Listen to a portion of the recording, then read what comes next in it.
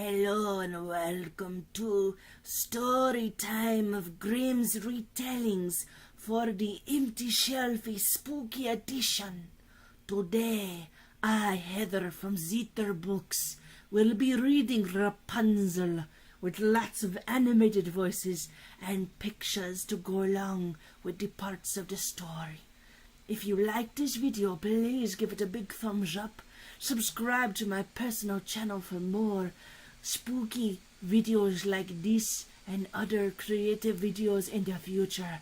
And give it a huge thumbs up if you like it so that I know to do more. Please enjoy the video. Bye-bye. Watch now. There were once a man and a woman who had long in vain wished for a child. At length the woman hoped that God was about to grant her desire. These people had a little window at the back of their house, from which a splendid garden could be seen, which was full of the most beautiful flowers and herbs. It was, however, surrounded by a high wall, and no one dared to go into it, because it belonged to an enchantress, who had great power, and was dreaded by all the world. One day the woman was standing by this window, and looking down into the garden, when she saw a bed which was planted with the most beautiful rampion, Rapunzel. And it looked so fresh and green that she longed for it, and had the greatest desire to eat some. This desire increased every day, and as she knew that she could not get any of it, she quite pined away, and looked pale and miserable.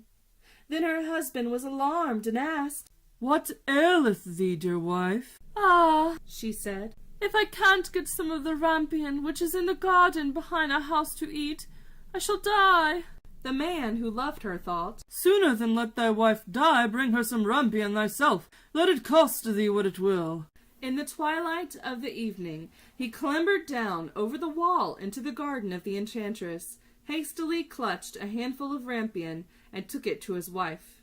She at once made herself a salad of it, and ate it with much relish. She, however, liked it so much, so very much, that the next day she longed for it 3 times as much as before.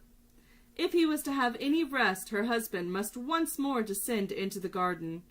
In the gloom of evening, therefore, he let himself down again, but when he had clambered down the wall, he was terribly afraid, for he saw the enchantress standing before him. "How canst thou dare," she said with an angry look, "to descend in my garden and steal my rampion like a thief? Thou shalt suffer for it." "Ah," answered he, "let mercy take place of justice. I only made up my mind to do it out of necessity. My wife saw your rampion from the window, and felt such longing for it, that she would have died if she had not got some to eat." "If the case be as thou sayest, I will allow thee to take away with thee as much rampion as thou wilt. Only I make one condition. Thou must give me the child which thy wife will bring into the world. It shall be well treated, and I will care for it like a mother." The man, in his terror, consented to everything, and when the woman was brought to bed, the enchantress appeared at once, gave the child the name of Rapunzel, and took it away with her. Rapunzel grew into the most beautiful child beneath the sun. When she was 12 years old, the enchantress shut her into a tower, and had neither stairs nor doors, but quite at the top was a little window. When the enchantress wanted to go in, she placed herself beneath it and cried, "Rapunzel, Rapunzel, let down thy hair to me." Rapunzel had magnificent long hair, fine as spun gold, and when she heard the voice of the enchantress, she unfastened her braided tresses, wound them round one of the hooks of the window above, and then the hair fell 20 ells down, and the enchantress climbed up by it. After a year or 2, it came to pass that the king's son rode through the forest, and went by the tower. Then he heard a song, which was so charming that he stood still and listened. La la la la la la la la la la la. This was Rapunzel, who in her solitude passed her time in letting her sweet voice resound. The king's son wanted to climb up to her, and looked for the door of the tower, but none was to be found. He rode home, but the singing had so deeply touched his heart that every day he went out into the forest and listened to it.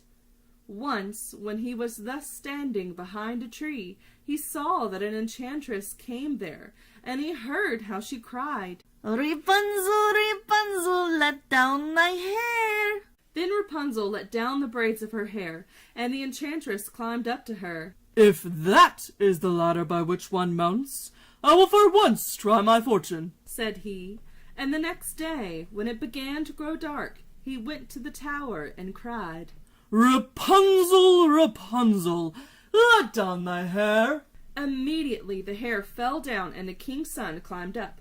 At first Rapunzel was terribly frightened when a man such as her eyes had never yet beheld came to her, but the king's son began to talk to her quite like a friend, and told her that his heart had been so stirred that it had let him have no rest, and he had been forced to see her.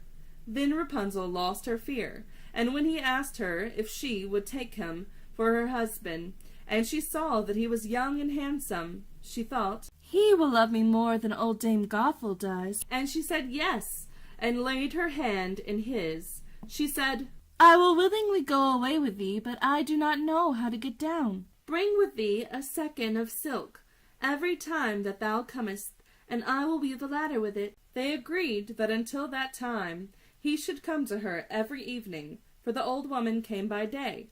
The enchantress remarked nothing of this, until once Rapunzel said to her, "Tell me, Dame Gothel, how it happens that you are so much heavier for me to draw up than the young king's son.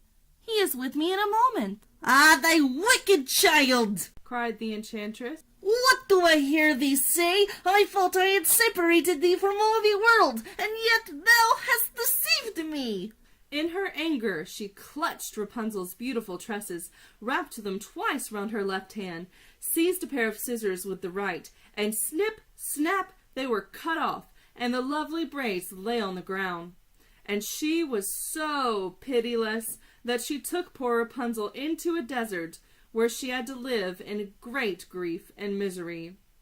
On the same day, however, that she cast out Rapunzel, the enchantress in the evening fastened the braids of hair, which she had cut off, to the hook of the window, and when the king's son came and cried, "Rapunzel, Rapunzel, let down thy hair," she let down the hair. The king's son ascended, but he did not find his dearest Rapunzel above, but the enchantress, who gazed at him with wicked and venomous looks. "Aha!" she cried mockingly. "Thou wouldst fetch thy dearest, but the beautiful bird sits no longer singing in the nest.